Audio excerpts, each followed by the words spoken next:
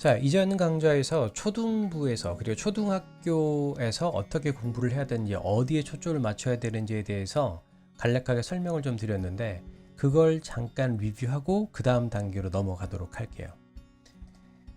자, 이전에서 우리가 초등부에서는 세 가지에 대해서 중점을 뒀었죠. 창의력, 자신감, 용기, creativity, confidence, courage. 그러면 이렇게 바탕을 두어서 이제 중등부로 올라가야 되는데, 우리가 보통 이때부터 많이 듣는 말이 뭐냐면 선행학습이라는 말을 많이 들어요. 우리가 이제 영어라든가 그리고 수학이라든가 국어라든가 주요한 과목에 있어서는 선행학습이 굉장히 중요하다고 말을 하죠. 물론 중요합니다. 물론 중요한데 절대적인 건 없어요.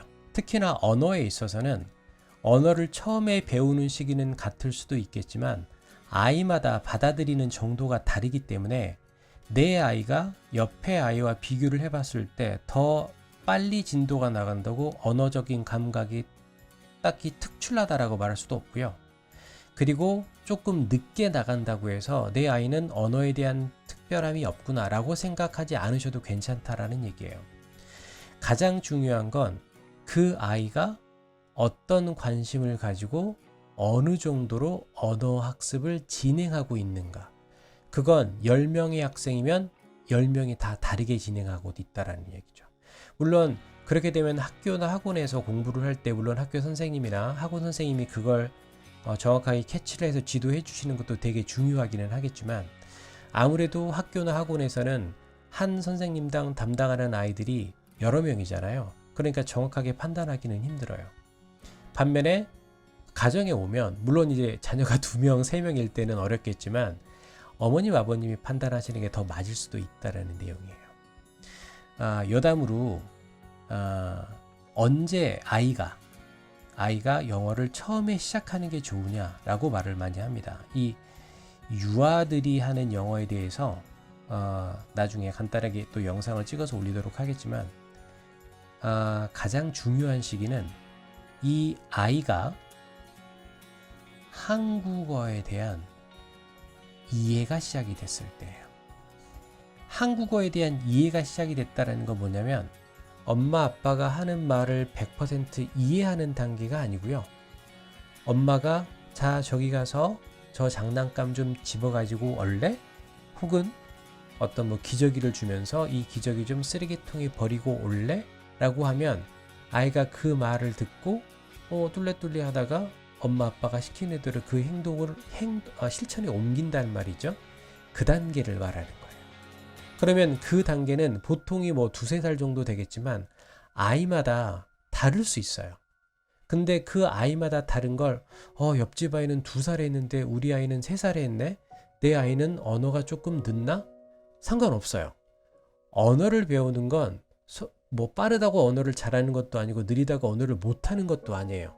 내 아이는 3살에 시작을 하는 거다. 왜? 그때 한국어를 이해하기 시작했으니까. 내 아이는 2살이 채 안 됐는데도 이 한국어를 이해했으니까 지금 시작을 하는 게 적기겠구나. 이렇게 판단하는 게 제일 좋다라는 내용이에요. 그때 영어에 대한 학습을 처음 시작하는 거죠. A, B, C를 좀 들려주고 뭐 유튜브에 나와 있는 동영상을 조금씩 보여주기 시작한다던가 그렇게 시작하는 게 제일 좋습니다. 그러면 중등부에 대한 학습도 선행학습을 하는 게 좋기는 한데 그러면 선행학습이라는 말 대신에 우리는 아이의 진도별로 학습을 한다라고 명명을 하는 게 제일 좋죠. 진도별 학습이라는 게 뭐예요? 내 아이의 진도에 맞춰서 그리고 학원이나 학교에서도 내 학생의 진도에 맞춰서 그 계획을 짜주는 게 필요하다라는 얘기예요. A라는 학생은 지금 이제 문법을 공부할 시기야. B라는 학생은 아직은 문법을 공부할 시기는 아니야 라고 하는 거죠. 그러면 언제 문법을 공부하는 게 제일 좋냐면 이 3가지가 바탕이 되다 보면 이제 영어를 일기를 쓰다 보면 이게 나오기도 하겠죠. 간단한 문장을 혼자 스스로 만들 때가 와요. 그러면 그때가 바로 문법을 시작할 때예요. 근데 문법을 시작할 때 용어들이 되게 많잖아요. 이건 관사야, 분사 구문이야, 혹은 뭐 관계 대명사야. 그리고 뭐 이건 과거 시제야. 이런 용어들을 일단 막 들이댄단 말이죠. 아이들한테. 그러면 초등부 이전 강좌에서 뭐라고 설명드렸냐면 커다란 영어라는 바다에서 이제 수영할 준비가 돼 있는 아이한테 갑자기 야, 수영복은 말이지 어둡게 좋고 팔은 정확하게 90도 각도로 우리가 틀어야 되는 거고 이렇게 말하는 거랑 똑같다는 얘기죠. 그러면 이렇게 세부적인 사항에 신경을 쓰다 보면 수영을 해서 먼 바다로 나아갈 수가 없는 거예요. 그러면 이 중등부에서는 이렇게 지도하지 말고요. 어떻게 지도를 하느냐? 여기서부터는 조금 더 전문적인 과정에 들어가는 거예요. 그러니까 중등부부터는 선생님이 따로 필요한 거죠. 그래서 중학교 영어 선생님이 따로 계시는 거예요. 그럼 어떻게 하냐면 아이가 I do my homework yesterday 라는 문장을 썼다고 해봅시다. 쓸 수도 있고 말을 할 수도 있겠죠. 그러면 you did your homework yesterday. 이렇게 하면서 어떤 게 틀렸는지를 다시 한번 반복해 주는 거예요. 이 방법이 굉장히 어렵죠. 그래서 이 방법으로 하는 선생님들이 그렇게 많지는 않아요. 그러면 한국어 선생님은 이렇게 가르치느냐? 물론 그렇게 가르치는 분도 있는데 제가 접한 선생님들은 그렇게 많은 분이 이렇게 지도를 하지는 않으시더라고요. 그럼 이렇게 써 있는 건 야, 이거 틀렸고 yesterday는 과거를 나타내는 부사어이기 때문에 do의 과거인 did를 써야 되는 거야. 자, 그래서 3단 변어가 do, did, done이라고 하니까 외워! 이렇게 되는 거죠. 그러면 이때부터 수영복, 90도 이런 말들이 시작되는 거라고 보면 되죠. 그러면 이제 영어라는 세계에 멀게 뻗어나가지 못하고 갇히게 되는 거예요. 그런데 그러면 이런 수업은 누가 가능하냐? 이런 수업을 위해서 보통 어머님들이 원어민 선생님을 많이들 선호하시죠. 그래서 주변에 있는 학원 중에서 원어민 선생님이 있는 학원을 많이 선호를 해서 영어다운 영어를 배울 수 있도록 하는 거예요.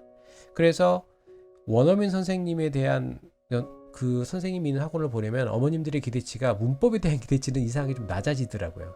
그래서 3단 변호를 몰라도 원어민 선생님이니까 그냥 그러려니 하고 넘어가는 부분들이 없지 않아 있는 거죠. 그런데 원어민 선생님도 이렇게 지도하는 경우도 그렇게 많지는 않아요. 왜냐하면 이 원어민 선생님들도 아이러니하게도 열심히 가르치려고 하는 선생님일수록 한국 사정을 자꾸 이해하려고 하고 한국 선생님처럼 가르치려고 하는 그런 뭐라 그럴까요? 패턴을 보이시는 선생님들이 꽤나 많으시거든요. 그래서 아이들하고 회화를 할 때도 이렇게 말을 통해서 아이들한테 계속 피드백을 주는 거죠. 피드백이 아닌 피드백, 즉 넌 틀렸어가 아니라 you did your homework yesterday 이런 식으로 이건 과거 시제니까 did라고 명확하게 그 아이한테 말을 해주는 거예요. 그러면 그 아이가 한 번 들을 땐 잘 몰라요.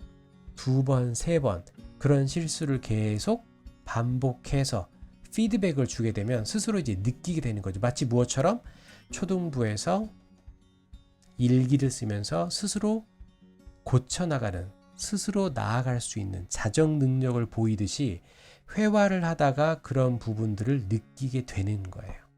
그래서 일단 이런 부분들을 통해서 문법을 이제 알게 되는 건데 이 중등부에서도 이런 식으로 계속 발전을 해 나갈 수 있어요. 이렇게 뭐 문법을 구체적으로 시작한다기보다는 이렇게 말과 글을 써서 자꾸 피드백을 주는 건데 문제는 중등부에서부터 내신이라는 게 생긴다라는 거예요.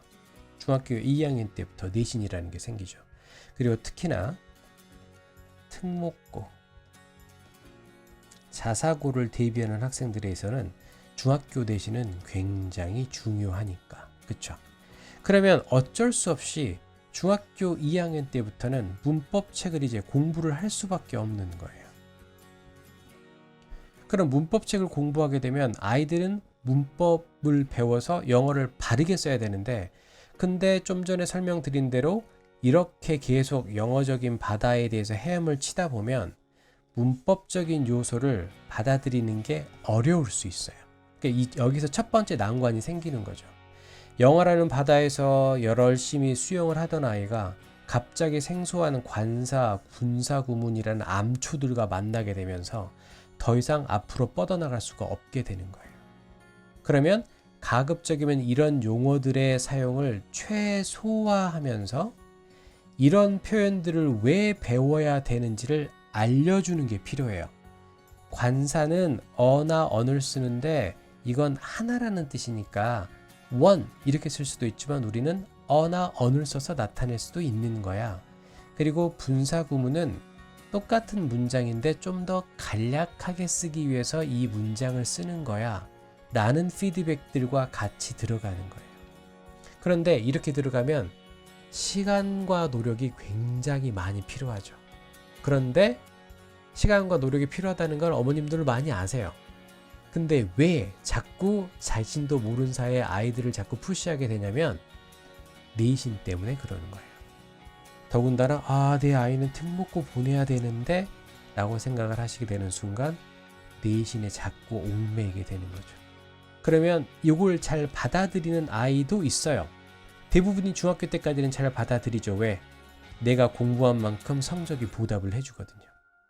그런데 고등학교 오면 또 다른 이야기가 되니까 곧 나중에 설명드리도록 하고요.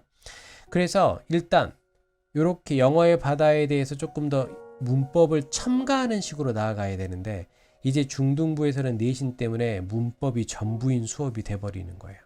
그럼 문법을 수업을 하더라도 정확하게 익히시는 게 제일 좋아요. 이건 이런 것 같다가 아니라 관사는 왜 배우고 분사구문을 왜 배우고 관계대명사 그리고 과거 시제는 왜 배우는 건지 그것에 대한 정확한 이해가 선행되어져야 해요. 그런데 보통은 이건 중요하니까 외우기를 시키는 거죠. 그러니까 이게 왜 중요한지도 모른 채 암기를 계속 하게 되는 거예요. 설명은 많이 해주시죠. 모든 선생님들이 설명은 잘 해주시는데 관사는 이러이러한 거고 분사구문은 이러이러한 거야. 근데 왜 외워야 되는 거지? 를 모른 채 하는 거죠. 이 왜가 굉장히 중요합니다. 왜 이걸 배워야 하는 거지? 이걸 모른 채 갑자기 화면이 바뀌어 버렸네요.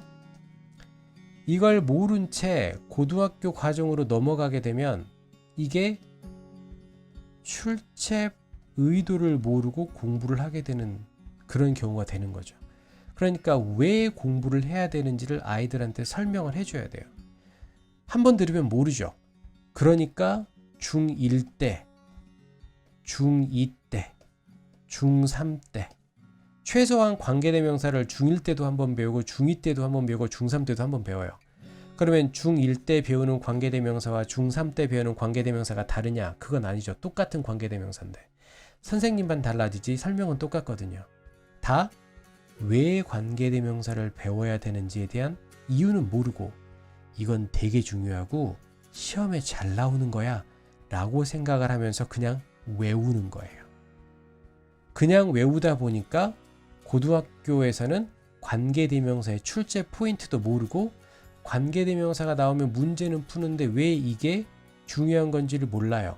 그러니까 고등학교 이상의 대학교를 가게 되면 이제 영어로 된 수업도 들어야 되거든요. 영어로 된 레포트 작성을 하고 그러니까 라이팅하고 스피킹이 잘 될 수가 없는 거죠. 그러니까 모든 교육은 다 연결이 돼 있는 거예요. 그래서 이 정확하게 의도를 가지고 왜 이걸 배워야 되는지를 해줘야 되는 거고 확장성을 가져야 된다는 거죠. 그리고 확장성은 잠시 후에 다시 한번 보충 설명하고요. 기초를 다져야 되는데 특히나 단어에 대한 기초를 다지는 게 제일 좋아요.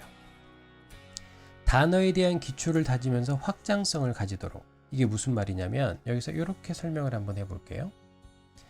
differ라는 말이 있어요. 좀 쉬운 단어인데요. 다르다라는 동사죠. different, 다른이라는 형용사예요. difference, 요건 명사죠. 요건 동사고 형용사고 명사가 되는 거예요. 이게 무슨 말이냐면 단어를 배울 때 differ라는 동사를 알면 이 단어에서 파생된 게 different고 difference구나 라는 것까지 확장을 시켜야 된다라는 얘기예요. 그런데 혹시라도 중학교 혹시 자녀분이 있으신 분들은 집에 가서 물어보시면 금방 알아요. differ를 봤을 때 difference, differ의 명사형이 뭐야? 그럼 difference라고 말하는 아이가 그리 많지는 않습니다. 그리고 differ란 단어는 아는데 difference의 뜻을 모르는 아이도 있어요.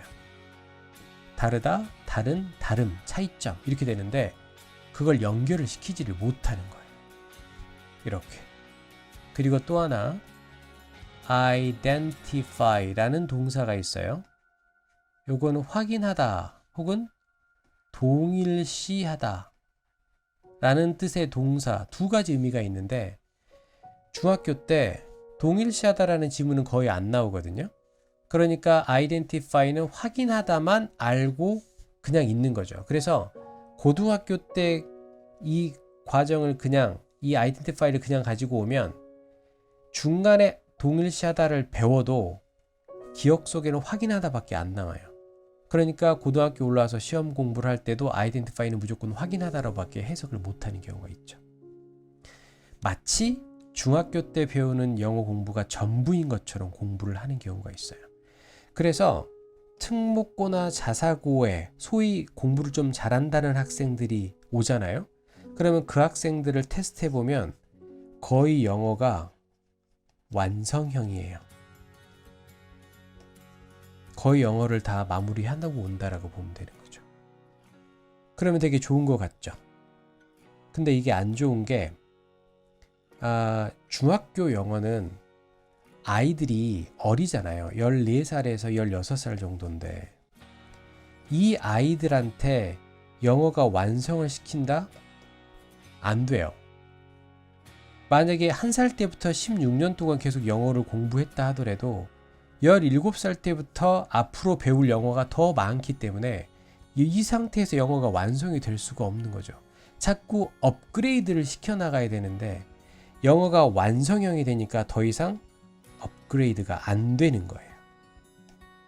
그러니까 중학교 때는 영어를 잘해서 특목고나 자사고를 갔는데 특목고나 자사고에서 내신 시험을 봤더니 점수가 굉장히 낮은 이유가 바로 이것 때문이에요.